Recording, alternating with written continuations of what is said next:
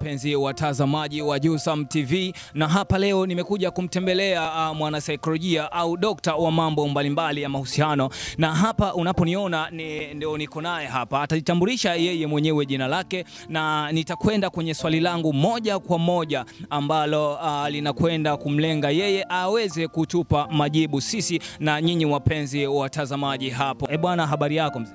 Bwana, njema sana. Mambo yanasemaje? Mungu anabariki ndugu yangu. Ndio. Naam, kwa majina wewe unaitwa nani kwa faida ya wapenzi watazamaji? Mimi kwa jina maarufu ni Mr. Jusam, ni nutritionist, mtaalamu wa tiba kwa kutumia mimea na vyakula tiba, na pia ni mwanasaikolojia katika ngazi ya mahusiano na kadhalika. Sawa kabisa. Nadhani kiufupi tu au kwa ufupi mmeweza kumfahamu mheshimiwa hapa. Naam, lakini bila kupoteza muda, leo swali langu kubwa kwake tuweze kujifunza na kufahamu labda kwa nini maradhi au ugonjwa wa UTI unawapata sana wanadada au wanamama, ni kwa nini? Kwanza lazima tufahamu UTI wenyewe ni nini. Kitaalamu tunaposema UTI maana yake ni kifupi cha maneno urinary tract infection, kwa maana ya maambukizi katika njia ya mkojo. Sasa tukirudi katika swala la msingi ya kwamba kwa nini waathirika zaidi wa UTI ni wanawake, ziko sababu mbalimbali ambazo zinafanya wanawake wawe wahanga wakubwa wa tatizo hili.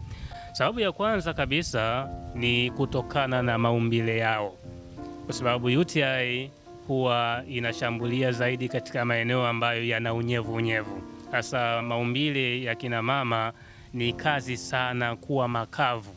Yaani kukuta mwanamke maumbile yake ya kike ni makavu kupita kiasi sio jambo la kawaida. Anapoenda kujisafisha, labda haja ndogo ametoka, kuna unyevu unabakia pale. Sasa ule unyevu ndiyo nyumba ya kuzaliana kwa vimelea ambao vinasababisha UTI ambao ni bakteria. Kwa hiyo sababu ya kwanza ni sababu ya kimaumbile kutokana na unyevu kupatikana maeneo yale.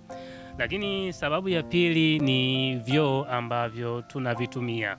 Kwa kawaida vyoo ambavyo ni vya public hivi wanaingia watu wengi, na wanapoingia watu wengi basi kuna uwezekano mkubwa sana wa kutengenezeka bakteria ambao wanaweza wakamwathiri mama anapoenda kujisaidia. Sasa kwa nini mwanamke? Kwa sababu mwanamke mfumo wake wa kujisaidia maana yake lazima awe karibu na tundu la choo, tofauti na mwanamume akisimama anajisaidia vizuri.